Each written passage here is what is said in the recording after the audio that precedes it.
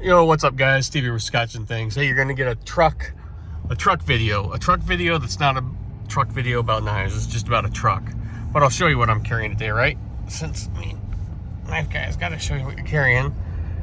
Got the Strider SNG Performance Beast, and my other pocket. What the hell's that? Shiro F95T. Love them. All right, so if you remember back, first off, if you guys are here to watch an overview or a comprehensive review or breakdown of the GMC Sierra 3500, this video is probably not for you. I'm just a dude who had to get a new truck, and I'm just gonna show you guys what I got. So you remember I mentioned I needed another truck. I've got for work. One, to make my life easier, and two, just the way business works, right? Deductions fall off, you know, your depreciation schedule, equipment depreciates out, you show more profit, so you got to pay into Uncle Sam or reinvest in the business, right? So that's what I did, reinvested in the business, bought a work truck. That being said, also, these 1-ton long boxes are scarce, okay?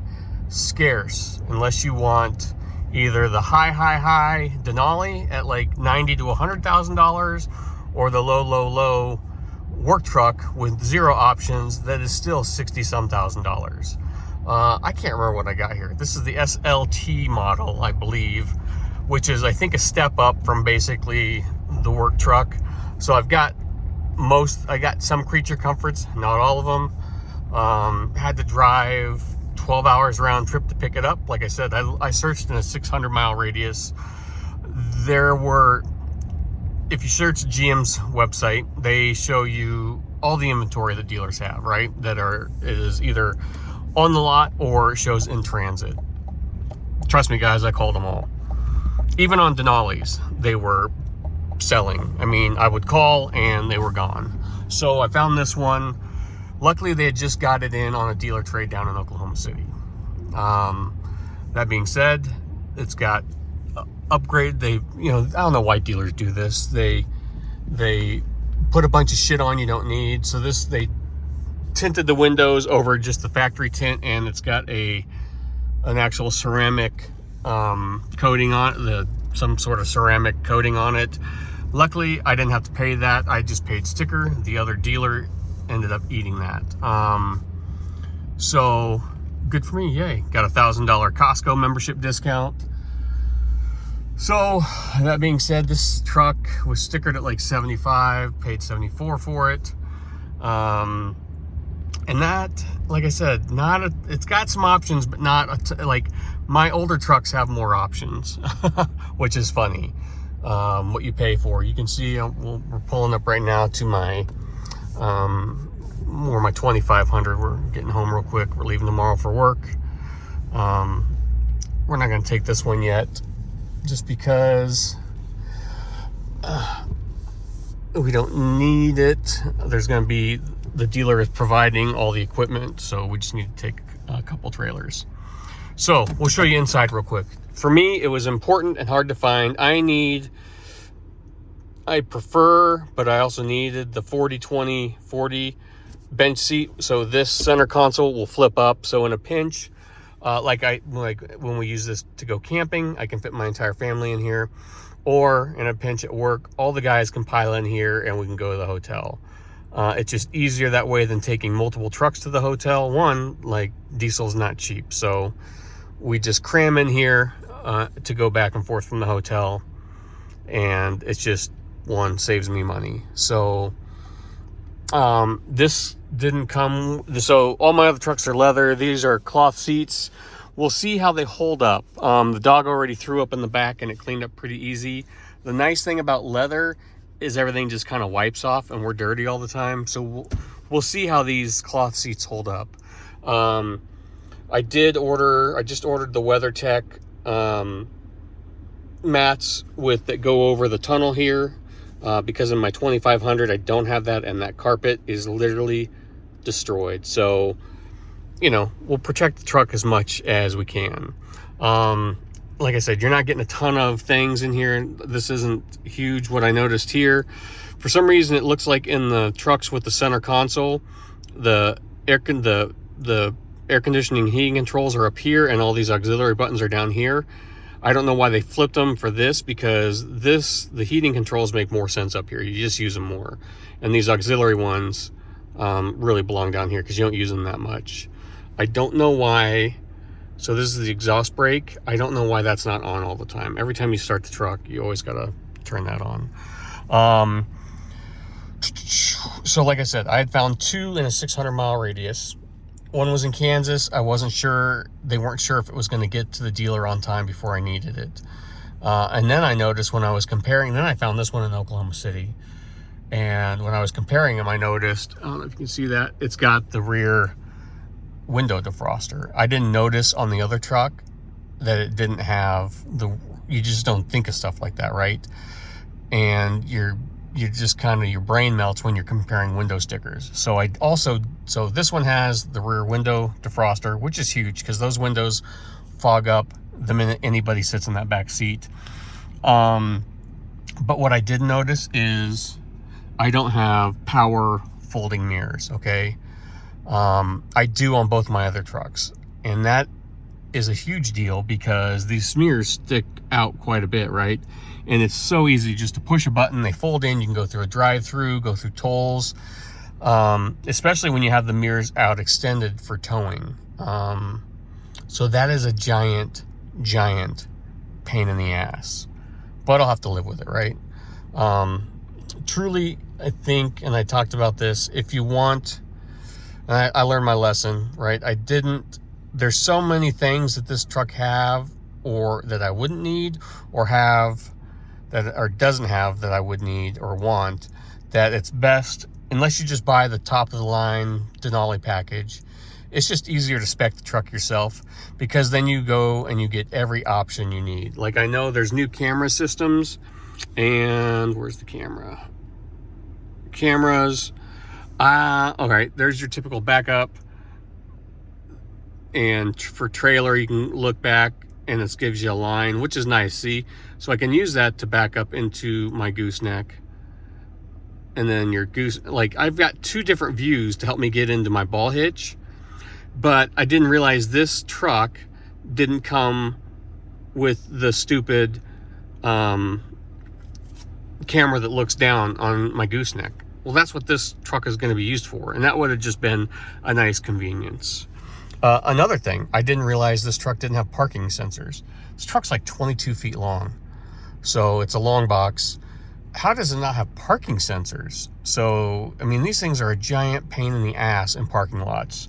It does have some weird safety feature. If someone walks in front of your truck, a person pops up here, because your truck, I mean, you sit so high in these things, you really got to be careful, because you can't see anybody in front of you.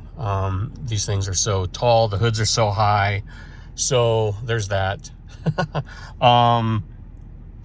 Yeah. But, I mean, really, that's just a safety thing, and a convenience thing would be the mirrors. That's my 2 biggest gripes that this truck doesn't have. The camera I can live without, because I don't have it in any of my past trucks. We're going to jump out of the truck and look outside real quick. Like I said, this isn't a super big comprehensive review or overview of the truck. Just after a couple days with it's what I noticed. It drives great. I love it. It'll be fine. Like I said, power mirrors at the end of the day isn't going to kill me. That camera would have been nice, but I lived without it for this long. I'll be fine. I don't know when, maybe you guys know, GMC and Chevy. So my 2016 and my 2018, they're spec'd out for every option you can get for that trim model, right? One's the LTZ and one's the Z71 package, and they've got every option you can get for those trucks. But at the time, they didn't come with gooseneck hitches, right? You could order it so the bed would be punched, if that makes sense, so the holes for the ball and chains, and then they'd come in and we'd have to send them off, and they would install, we're running B&W gooseneck hitches on them. I don't know when, like I said, GMC and Chevy went to this. The holes are punched, but there's also already a gooseneck package installed on this truck, and it has it so it doesn't have to be sent off, which is nice. We'll jump out of the truck real quick and I'll just show you some things. You know, it's got the auto start. All the trucks have apps now, like, so, you know, I've got heated seats, heated steering wheel, which is super nice in the cold weather because this truck lives outside, and it is nice just to get them warmed up, especially being diesel. Get them started, and you start it right from my phone, let them get warmed up, and you're good to go. I'm trying to think what else. Like I said, I don't have a ton of, you know, I'm not very, I know what I wanted work-wise.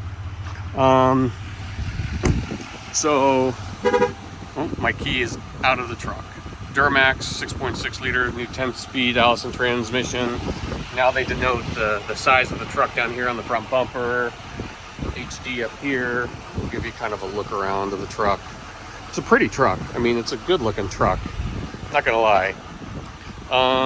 Sierra HD. It's stickered up, ready to go. This is a huge bonus, guys. If you guys run diesel, Ford and Dodge, I think, had been doing this for a while. Chevy, they just started this with the redesign. This def tank used to be up underneath the hood. So, and you'd have to, you know, reach this def thing up over the hood, and it was just a giant pain in the ass.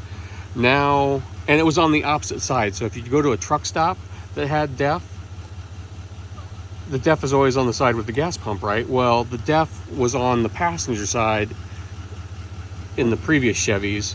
So again, just a huge pain in the ass. So that's done.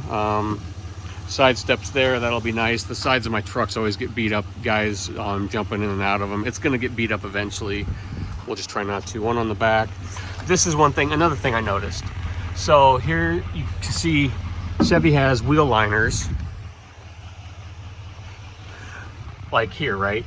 I just ordered them from the dealer, a couple $100. They didn't order them with this truck, but all the gravel roads I drive, all that paint will be gone if I don't get those. So there's the holes for the hitch, like I talked about.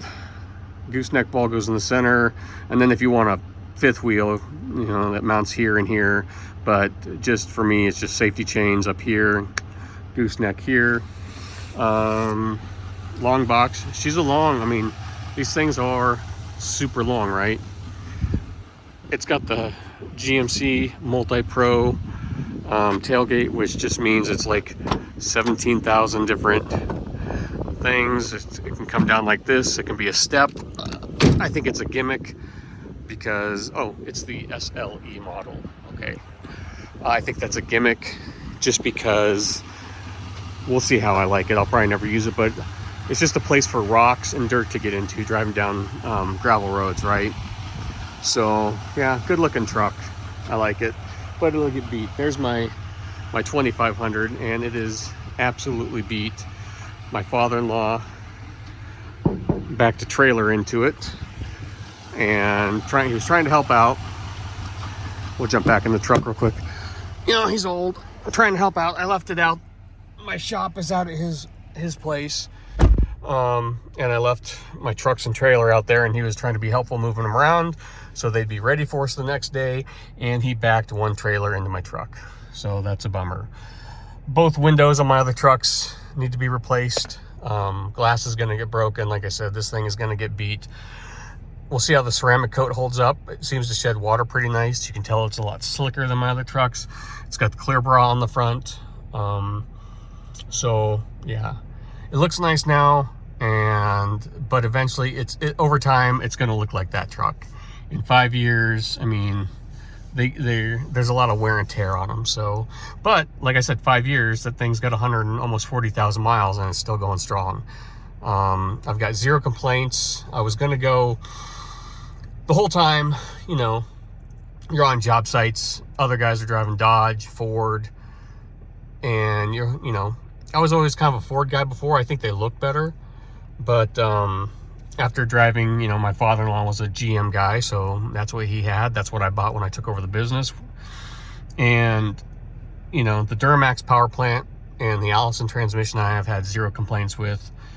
like I said, that 2500, since it was brand new, it has had zero issues other than some emission stuff finally that had to be taken care of this summer.